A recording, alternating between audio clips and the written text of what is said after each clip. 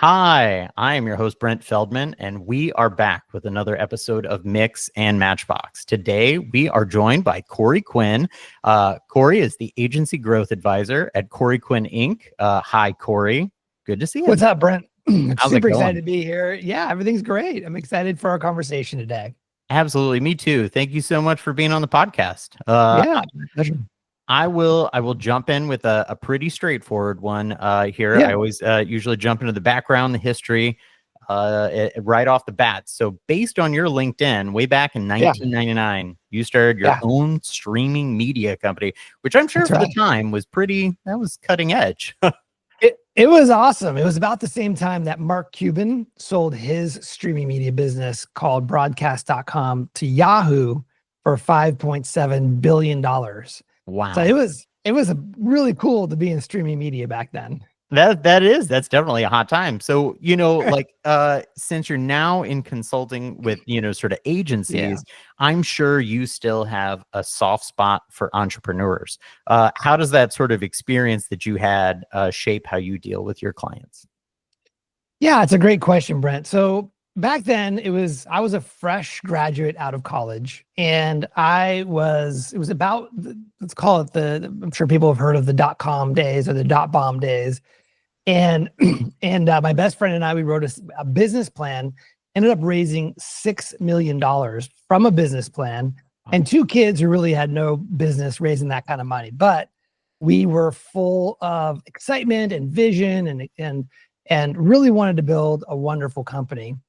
And the company you mentioned is streaming media. Effectively, what we did is we built effectively a service business where we would go out to live events and put them on the internet. And our primary customers were entertainment and media companies. Classic example I share is, let's say a movie studio does a big movie premiere. In fact, we just, Mission Impossible, Tom Cruise's new movie just launched last weekend, right? And so every Mission Impossible movie, when they come out, they do a big red carpet movie premiere. That would be an example of an event that we would go to, and we would be there with our cameras and be able to stream it live so that you didn't actually have to go to the movie premiere. You just watch it live from your internet. And so that was the business model. It was awesome. We tried very hard to get it to work, meaning to scale, to be able to grow organically over time. And unfortunately, after a couple of years, it failed. And I think looking back now, there's quite a few things that we should have done differently. Always hindsight's 2020, of course. And at that time, like I said, we were really young kids and we didn't have a lot of guidance. Sure, we had investors, but they were giving us a lot of rope to be able to go figure this out. And so that lack of guidance, I think, really stuck with me. And fast forwarding to today, I love working with business owners. I love working with entrepreneurs. Yes, because I was in their shoes.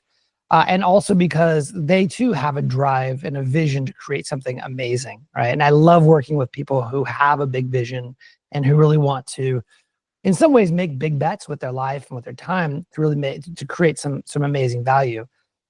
However, regardless of where you come from, your background, your education level, many lack a lot of wisdom. And when I think of wisdom, it means to me they lack just knowledge, experience, and good judgment, because maybe they haven't been down this road before.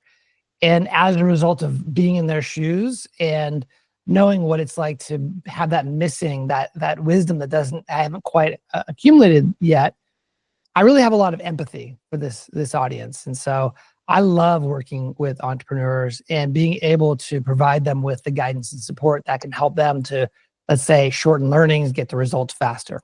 Yeah. Dang, Corey, that's deep. That's wonderful to hear. And I will say, having started my company at 23, I was definitely lacking the wisdom that you're kind of talking about, and I definitely understand that sort of situation where you have a lot of vision, passion. You're ready to jump out there and just change the world. And at that time, you really do. You really need that guidance. You need mentors, people to help you.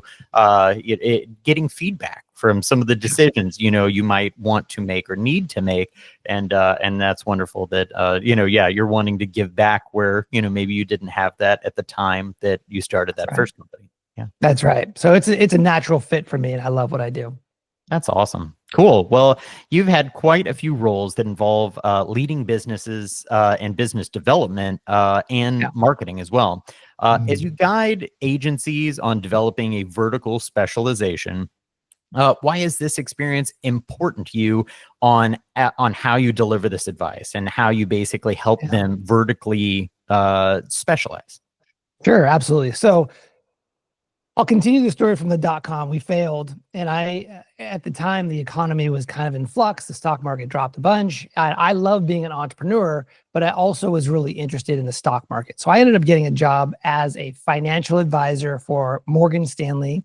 Back then, it was called Morgan Stanley Dean Witter, and that my job was effectively being a stockbroker, which is in other words, a sales job.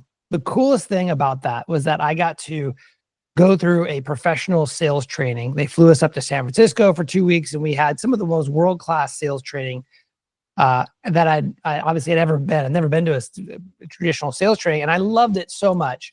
Well, my career in financial services ended after about 4 years because I went back to get my MBA, and I wanted to get back into the internet. But my passion for sales never left me. So after graduating from USC here in Los Angeles with my MBA, I went back into the internet at an agency working in a sales role. There was what they call business development, but it's sales. And I was very successful. I loved selling deals. We sold large scale PPC and SEO deals. I personally sold to Lululemon, Remax, Hyundai. We sold to the Men's Warehouse, many others. And I love the art of the deal and selling and all of that whole thing. I was in fact the number one salesperson at the agency for 19 consecutive quarters. Well, that led me into sales management. And then ultimately I was the chief marketing officer at an agency called Scorpion. And the benefit of all of that business development history was that the area where I focus my career on now is in working with professional service firms, specifically agencies, where there is a sales aspect to growing the agency. I know that the work that you guys do, as well as many agencies in a similar space, they have a sales function in the organization. Your clients aren't going to just buy a large marketing package off of a website. It's not a pure productized sale. And so the benefit of all this sales experience in the context of an agency has really helped me to create a great impact in the work that I do and the clients I serve, because not only do I understand vertical specialization, which is more about positioning and messaging, but I also understand the sort of the hand-to-hand combat, if you will, of doing sales and what is a successful sales process look like. And effectively, at the end of the day, I'm able to bring a lot of that experience directly to agencies who may not have the experience or have been exposed to a lot of, so let's call it, more sophisticated sales processes. Yeah, that's great. That is very helpful. And having the empathy for the quote unquote hand-to-hand combat of sales is so important. Every time I get a call from a sales rep who's, earnest and genuine and, just trying to do their job, even if it's a call that I don't want, it is also something that I was like, I know what you have to do, exactly. and I care about that. Exactly. It's not an easy job. Well, that's cool. And actually, you mentioned Scorpion, which you have this track record of growing, from 20 million to 150 million, a huge feat. It's a staggering figure, and and so that was a big thing. But how did you take on that organizational change really that needed to that basically made that shift happen? Yeah, so let me give you some context about that shift. It was about 7 years. We went from 100 employees to 1,000 employees, from 1,000 clients to 14,000 clients, from 6 salesperson team to 60 sellers. right? Just this massive growth, like you say, organizational change, a lot of change. Like when I got there, everyone went to work in football jerseys. By the time I left, everyone was in a button down shirt, sometimes a coat, right? A lot of just physical changes you could see, but internally, you have to obviously build a business and grow a business differently when you are at 100 person versus 1,000 person. For example, we didn't have an HR department at 100 people. At 1,000 people, we had a 9-person HR team, right? It's just required at that scale. And so some of the things that really helped us to maintain a great company culture and grow positively through all of that explosive number growth across the board was, number one is we were always from day one super clear on our values as an organization. So not only were we clear, but they were communicated often. And so what that looks like is, as a new employee, you learn about the Scorpion way. You learn about what our specific values are. What do we care about? And then not only are you brought in through an onboarding experience as a new employee, but they're also lived. We talk about it in our daily meetings, our weekly meetings. It is literally on the boards. There are boards on the wall of almost every room at Scorpion that talk about our values. What do we care about? In fact, been thinking about this before the interview. I wanted to share, this is for the folks who are on YouTube, but when we did a rebrand, we produced an asset for our 1,000-person company to understand what will we rebranding. And so I'll show you on the screen. This is like a little tool that we distributed to every employee. One of these tools was on the desk of every single employee at Scorpion. Wow. And for those who are listening, it is think of it like a paint chip. You know, when you go to the Home Depot and you look at different paint swatches, it's like that, but it's intended to help us to communicate through our rebrand, things like, what is our newly articulated vision? What is our mission? What is our purpose? What are the 3 pillars of Scorpion? What are the 5 keys to success? And then we have a bunch of other stuff. So this is just a great example of how we continue to communicate our values throughout, and made sure that not only that were they just words on a wall or a board on the wall, but they were actually lived by the executive team, the next level down of management, all the way down to the entry-level employee. That's very cool. Yeah, and I love the Pantone swatch book there like you go. execution Yeah. too. Yeah. That's super cool. Well, and it also really resonates with somebody else who was a guest on the podcast, and actually somebody who John Morris.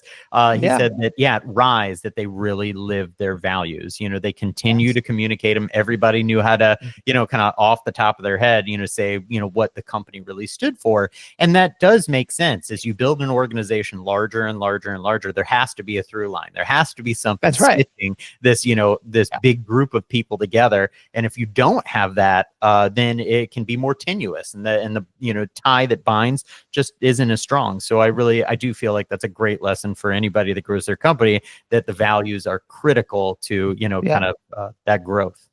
Have you ever been to Disneyland? Well, yes, definitely. Yeah, right. Most of us have been to Disneyland.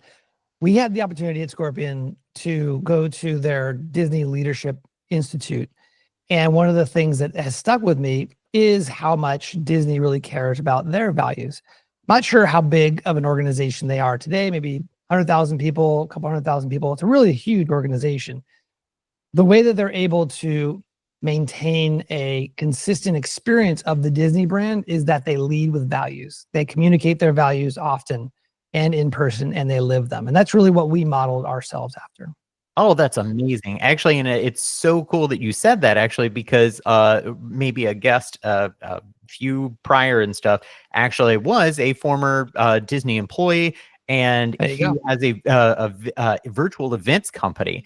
And on that podcast, he went through the, like 5 core values. And he was like, and he just recited them like they were just embedded in his memory. And I love that. And yeah, I feel like it's just further testament. And that's also a great model of a company that leads through their values and then saying, hey, this is what every employee needs to know. This is what everybody who works with us needs to sort of embody. So that's great. That's right. Yeah. Cool. Well, this is interesting, but as I was looking, through your LinkedIn, you also have Scorpion Healthcare listed. Now, I know that you, through your advisory of our team, had given me a little indication that, there were multiple brands that you were managing, but, this was alongside the main organization of Scorpion. So you helped, basically let me know that there are pros and cons to basically that sort of strategy of having not just one, but two brands. But what would your recommendation be as people try to think about their own brand, vertical specialization maybe, and just operating more than one brand themselves? Yeah. And so we went back and forth at Scorpion with regard to the number of individual brands versus consolidating under Scorpion, the core brand. For example, when I arrived, or shortly after I arrived, we broke out Scorpion Healthcare, Scorpion Home Services, Scorpion Legal, and so on and so forth. And there were tactical and strategic reasons why we did that. Eventually, we pulled everything under the Scorpion brand except for Scorpion Healthcare, and I'll tell you why in a second.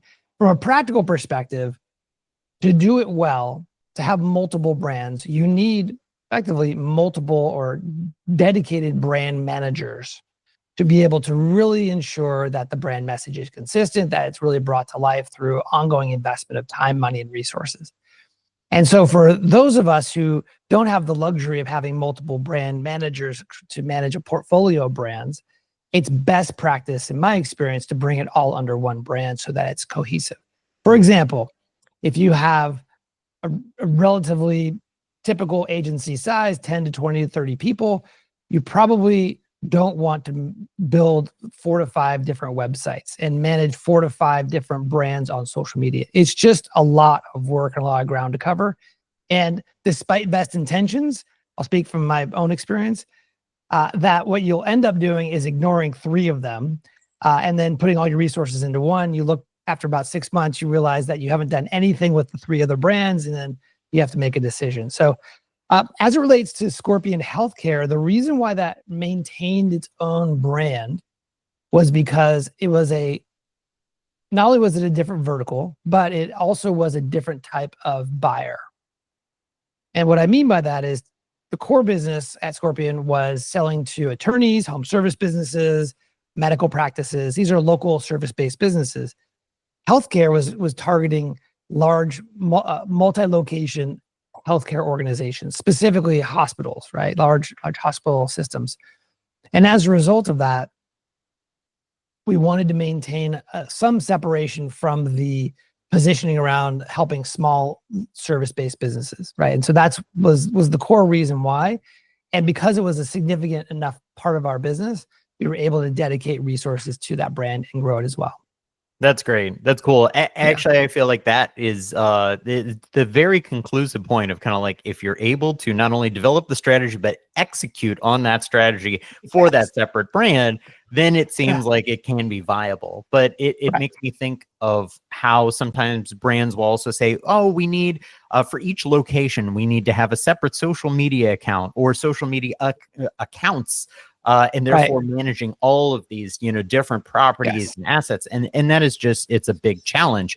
And so like, I definitely see the desire and how that comes about, but at the same time, the practical sort of like, execution of all of that, sort of content that has to be generated, just the time thinking about those different resources and assets out there, it's a lot. So I really appreciate that, you had some pretty straightforward guidance of, really like, hey, if you think you can juggle it, and if this is something you can act on, you have enough people and resources to do that, great. But for the most part, you could probably consolidate your effort and make more out of a strategy of galvanizing under a single brand. Or in this case, you had the resources to devote to both, but is with concerted strategy, concerted execution to make them both.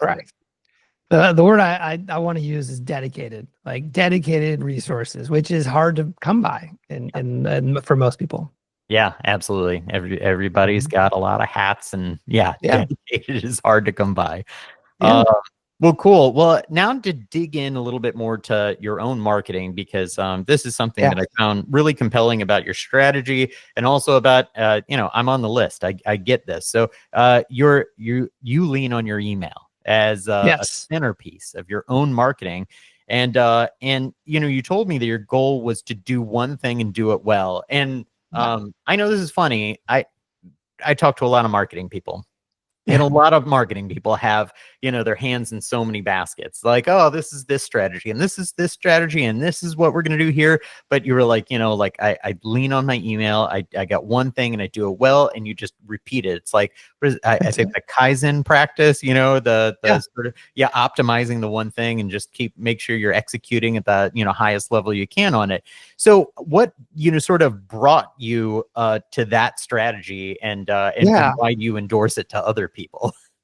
Yeah. So the overarching strategy, to your point, is it's really hard to be good at a lot of things concurrently, i.e., have a fantastic YouTube channel, as well as have a growing Instagram following, as well as having a thriving TikTok channel, as well as having a great email, as well as having a great podcast. And so most of us have to pick our battles and place bets. So that you can actually break through the noise and put your resources behind one or maybe a small handful of resources, so that you can actually become great at producing, whether it's videos or podcasts or emails. And so I'm a big believer of focus. Obviously, I build a lot of the work I do around focus. But why email?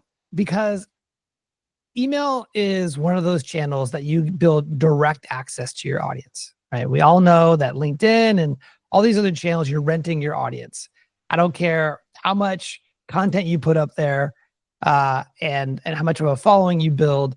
Ultimately, that's not your audience. However, email, you get to own the audience. I think it's an interesting trend. I've been following Nathan Barry, who's the founder of Kit, or ConvertKit. He's putting out some really great content. And one of the things that they've been talking about is this new trend where celebrities are starting their own newsletters. People like Lil Jon, Matthew McConaughey, Mandy Moore, Andrew Huberman, all these people are launching newsletters. And I think it's due in part to the fact that while they have, let's say, podcasts, they have these other channels, they're really able to create an intimate, almost one-to-one relationship with their audience, as well as grow their audience directly. That's really cool. I did not know Yeah. Lil Jon has a I newsletter. know, right? Aren't you curious? Yes, I am curious. 100%. You're right. Oh my God, it's doing exactly what it was intended to do. So as a business owner, and for my clients, I recommend that you own your audience. I recommend you own the direct relationship with the people you're trying to influence and help grow. That's awesome. Cool. Well, you basically are helping guide through challenges, all the time. And so, when you're trying to help guide an organization and find a vertical specialization, what are usually the challenges that you're running into? Are they leadership oriented? Are they budget oriented? Or is this something completely related to neither of those things, and they're just unforeseen random things that happen all the time? Or is there a through line? Yeah. So the context here is that there are a lot of agencies that get stuck in what I call the generalist trap. And I'll walk you through this briefly so you can have a sense of it. And you can tell me whether or not this rings a bell. So agency founder, like you mentioned, you've been in business now 18, 19 years, right? Typically how agencies start is you have a technical founder, someone who is really interested in SEO or websites or PPC, or maybe they come from a sales background. They get into business by letting their friends, cousins, family, neighbors know that, hey, I'm starting to design websites. Who needs a website, type of thing, right? So you just say yes to a lot of people. And of course, they're your first clients. And so you over deliver for them. That results in referrals. And so you get some more referrals. You say yes to them. And eventually you have a business. Maybe you have a couple of employees. And unfortunately, with that comes internally a lot of context switching, because you're just saying yes. I said yes to a website today. Tomorrow, maybe you say yes to a social media campaign. Maybe the next day you say yes to a reputation management strategy for another client, right? And when you have a lot of internal context switching, it leads to operational inefficiencies, right? Mhm. And those inefficiencies result inevitably in having the founder be the bottleneck, right? Mhm. The bottleneck is that the founder is truly the only person in the company who knows what's happening everywhere. Never When heard of each that. client was sold, right? Yeah. No, don't know. When each Yeah. client was sold, the scope, with the deliverables, timeline. And so that founder ultimately becomes the bottleneck, which leads to, unfortunately, over time and with pressure, the quality of the work becomes, let's call it commoditized, because the team doesn't have enough of a runway to really become excellent at any one thing because of all this context switching. And of course, when you have a lot of a product that's perceived as commodity, people will, your clients churn because they think that they can get the same thing or better somewhere else for less expensive. And that client churn results in chasing revenue, Mhm. right? And then you start to cycle over because you start to say yes to everyone, right? When you're chasing revenue, you got to make payroll, you have big overhead, you have a vacation that your wife wants to take. It's all right. So you have to just say yes. You get stuck in this hamster wheel. That's what I call the generalist trap. And I think one of the driving forces that gets people in this trap is because of what I think of it as a human bias. And the human bias is that more equals more, especially when we're talking about survival. And in our world, it's not physical survival, but when you think about your business and all that business represents as relates to your dreams, your hopes, your vision, levels of freedom, so on and so forth, it is a big deal. And so the myth that's out there is that if I cut off some of the market that I could say yes to, then I will be limiting my ability to be successful. And of course, the reality is that agencies and service-based businesses that specialize specifically in a vertical market grow 50 times faster and with more certainty than a generalist. They have better growth rates, they have better client retention, all the great things that you want. And I think it's fairly common. There's no secret that there's the riches are in the niches. That's a saying for a Mhm. reason. However, I think it goes against what a lot of entrepreneurs have been rewarded to do, which is to say yes to everyone. So number one is, I think it is overcoming a psychological barrier or a bias, like I said, a bias or an unconscious habit for us to say yes to everyone. And usually, what I find, I think this is interesting, Brent, that people will not start saying no to bad fit or poor fit revenue until they've tried everything. In Mhm. other words, okay, well, I'll back up. So some context or some consequences of being too much of a generalist or having too much diversity in your client types, you end up competing on price. You end up um, having clients who churn. You have slow and hard to close deals. All of those things. And so what most people will do to address those is that they try to attack those problems on at the surface level. Meaning, if it's client churn, maybe you train your employees better or you spend time doing SOPs and all these things, but it doesn't ever really move the needle, right? And Mhm. so you go through trying to whack-a-mole all these problems when there's a more fundamental problem, which is the fact that you're serving too many different types of clients.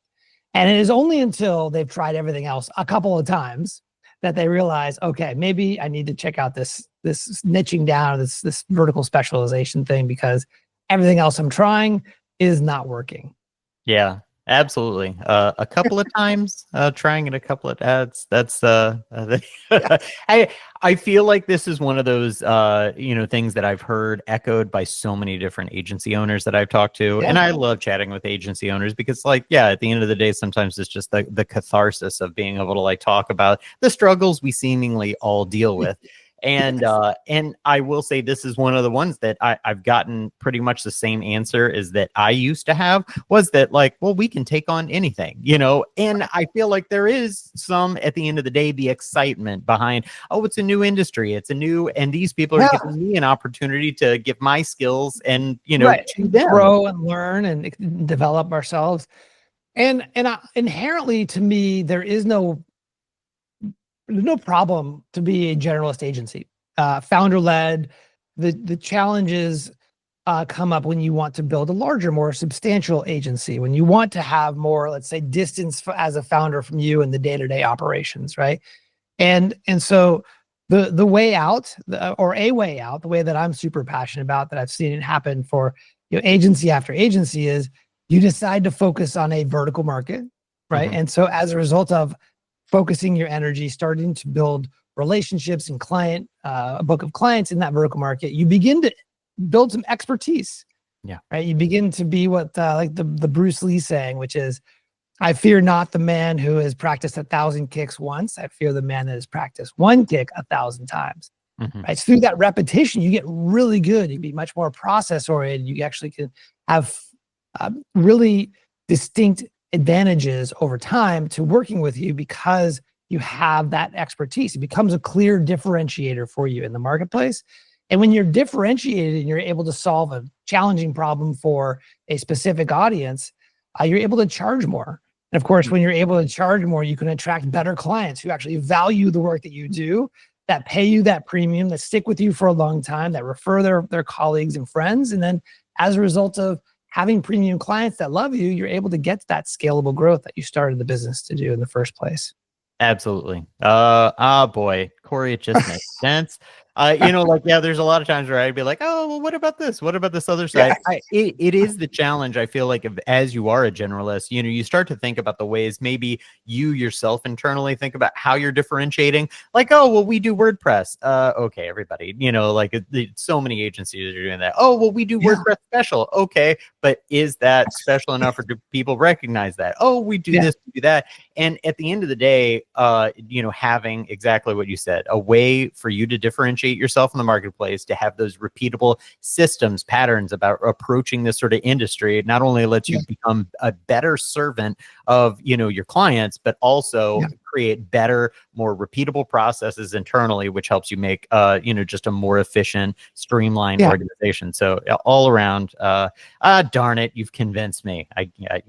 Well, I'll say something that potentially is controversial. I would love your take on this, which is my preference. I talk about this in my book. There are two different types of specialization, generally speaking.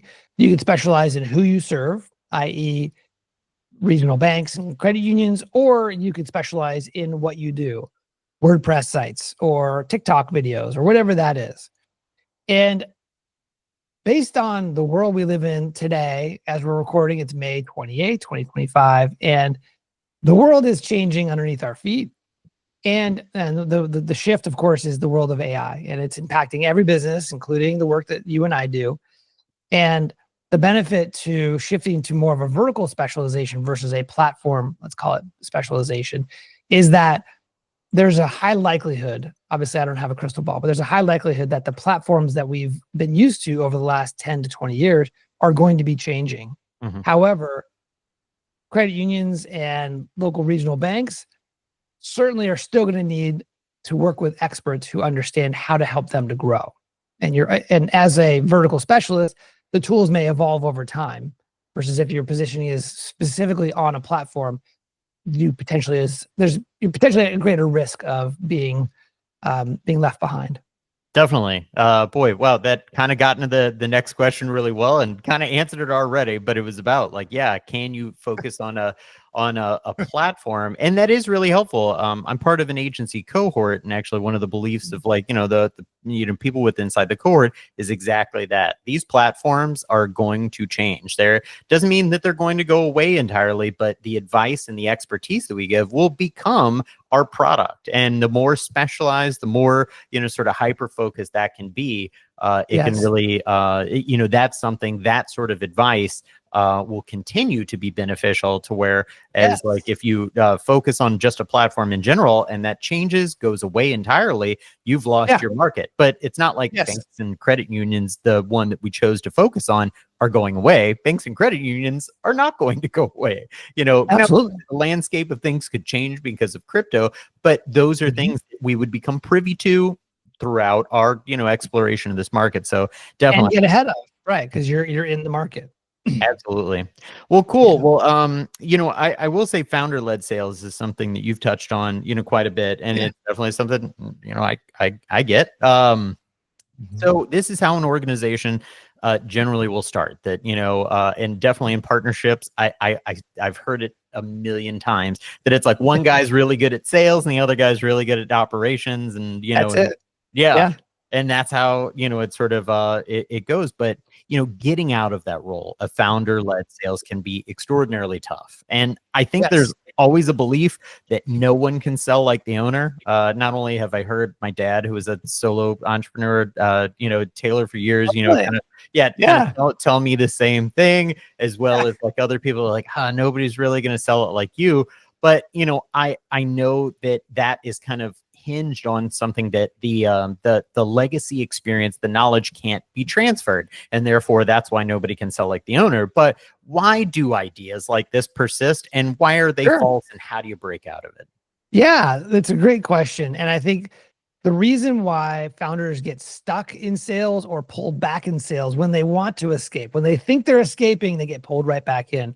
And I think fundamentally it is because there is a lack of a proven process that does not have a requirement for the founder to be involved. So quite simply, going back to the generalist discussion we just had, when every deal is bespoke, when every deal is kind of based on what's happening in a sales conversation, that of course the founder can cut any deal they want, right? They have that flexibility. You don't want your sales team to cut any deal that they want or they think that's going to close the business, right? And so you can't leave it up to a salesperson to figure it out. I'll give you a quick example. One of my clients who was transitioning, they were an agency that focuses on law firms, and we were working together to identify within law firms what type of practice area. And they chose family law. And one of the things that the challenge was, they had a very charismatic founder. It was actually two founders, or brothers. And one of the brother was the sales guy. The other guy was the operations guy, very typical. And the sales guy was really wanting to get out of the sales role. Unfortunately, he's very charismatic, good-looking guy, could sell, water to, with ice to an Eskimo, right? And so what he did, without really, this is not something I would have recommended, but what he did is he went out and hired a sales professional who had a proven track record in the agency space. And what this founder did is he found this person, the salesperson, hired him and said, "You run sales." And effectively, it was this new salesperson and an SDR, and kind of walked away from sales, let this seasoned expert come in and run sales. Well, founder left him to do his thing. About 6 months later, ducked his head back in a meaningful way, and found out that this new salesperson that he had hired, this expert, had wasted effectively 6 months not implementing any strategy, not implementing any infrastructure, just testing a lot of things. So this founder, 6 months later, had wasted a lot of money on this expensive salesperson, and lost a lot of opportunities, a lot of deals, because they weren't focused. The thing that he missed, this founder, in hiring this person, was that he didn't have a proven system in place for this seasoned salesperson to step into. The myth is that, well, this person's done it before, this person knows what they're doing, they could just handle it. Sales is too critical to the businesses that you and I run, right? And so you have to, as a founder, you have to have a proven system that you have built, that you have run, that you have tested, and that you brought in another person to run, so that they are as effective or potentially even more effective than you, right? That's the goal. But it requires you to actually build a system that is not founder dependent. So what does that mean? It has to be somewhat productized. The buyer doesn't have to know that, but there has to be certain types of products you sell at certain price points, different certain scopes, and so on and so forth. All of that cannot be left up to the salesperson. They have to be able to have a very clear path that they walk down again and again and again. And once they are able to produce, again, that predictable outcome that's as good as what you're able to do as the founder, that's when you as the founder can start to step away. That is awesome. Great advice. And I feel like that is really helpful to know that it can't just be some amazing salesperson that comes in and solves every problem that you've ever had. That doesn't mean that will stop a good salesperson from selling you on how they will solve all of your problems. That's true. You have to resist that. And what I would recommend is in that context, you bring them in, have them run your system, and then iterate over time. But they have to run your system first because you've proven it out for your business. Absolutely. Cool. Well, anyone who is, struggling under the weight of seemingly endless work as a business owner, but really needing to make that first step of getting out of, that sort of that grind, do you have any advice for that first but important step? My recommendation is to seriously consider becoming a specialist in a vertical market. Here's why. Everything becomes easier. You know which lists to buy, which conferences to go to, which content to write, which website to build, which podcast to launch, which podcast to guest on. Short of that, you're stuck doing the peanut butter strategy, which is you're trying to spread thin resources over a lot of different ground, and it's very difficult to get traction doing that. Cool. I love peanut butter, but at the same time, thin peanut butter doesn't sound great. So, well, cool. Well, I have one last question for you, Corey, and it's basically, since we started with you, I've had tons of, sort of like conversations with, agency owners that started generally, and that we can serve everybody. What is the biggest catalyst? Is it the founder-led sales? What's that thing that constantly brings people to the table? I know your advice is for people to vertically specialize, but what's usually the big thing that people are like, all right, I got to do something different? An overdependence on inbounds and referrals. And unfortunately, there is so many options today for people to hire an agency that it's difficult to really build predictability into your business as an agency owner when you're overly dependent on those two. And so the typical example, when people call me, it's usually where inbounds are poor fit, we're struggling there, referrals have dried up, one of our big clients have left, and we don't know what to do to go get more business, and we just need to figure this thing out. That's usually when they call me, when they're in that pain point. Yeah, that makes tons of sense. And I will say it was definitely the opportunity that we saw to, partner with you was honestly that in and of itself. We've benefited from having a great SEO strategy, getting a lot of inbound leads, but exactly a lot of them being, something that we'd have a, good conversation, but need to either route them to other, partner agencies, or them not just being a good fit. And that got us to a place where I feel like it wasn't predictable. It wasn't something that we could count on to grow. It definitely brought in revenue, and actually, for all these years, it basically drove consistent growth, even albeit small, sometimes a little bit bigger, but there was absolutely no consistency to it. And recognizing those patterns that you get yourself in a way, you become, I'm sure, Corey, to some degree, a therapist for businesses. Looking at that you're doing the same thing over and over. Right. And I too have coaches and people I work with and mastermind groups, because everybody has blind spots and everybody has opportunities to grow. And so I make sure that I'm always investing in my growth, because I know that without that perspective, I'm not able to be as effective in the world as I want to be. Yeah. Well, cool. I must say that you've given us, so much good advice. Thank you so much for, sharing your knowledge and expertise. And definitely, is there anything you want to call out, links or something like that, where people should find you or check you out at? Yeah. So I have a book called Anyone, Not Everyone, and it is my 5-step process for escaping founder-led sales, going from being that generalist to a vertical specialist. And Brent, I'd love to give your listeners a free copy of the audiobook right now, where they can go and start to listen to me. It's my voice. So I'll be your guide in your pocket for the full audiobook. It's the same book that you could buy on Amazon, on Audible. And it also comes with a workbook and bonus videos and worksheets and all this stuff. It's a lot of great value there. Completely free. You just go to anyoneNotEveryone.com. That's anyoneNotEveryone.com, and you can get the audiobook there. That's awesome. All right. Well, thank you so much for that gift to the listeners. And I will say that Rhonda on our team, she thoroughly enjoyed it. So did Cullen. I feel like this is one of those things that it was like, Well, I was introduced to you, but then, as people start, reading the material, digging into it, it's cool. It's you touch on a lot of different similar pain points that I know that a lot of people experience, and it's great to be able to understand that there is a trend and pattern. There's a way to see through it. So thank you. I appreciate you offering that. Yeah, absolutely, Brent. Thanks again for having me on. Yeah, definitely. Thanks so much for being here.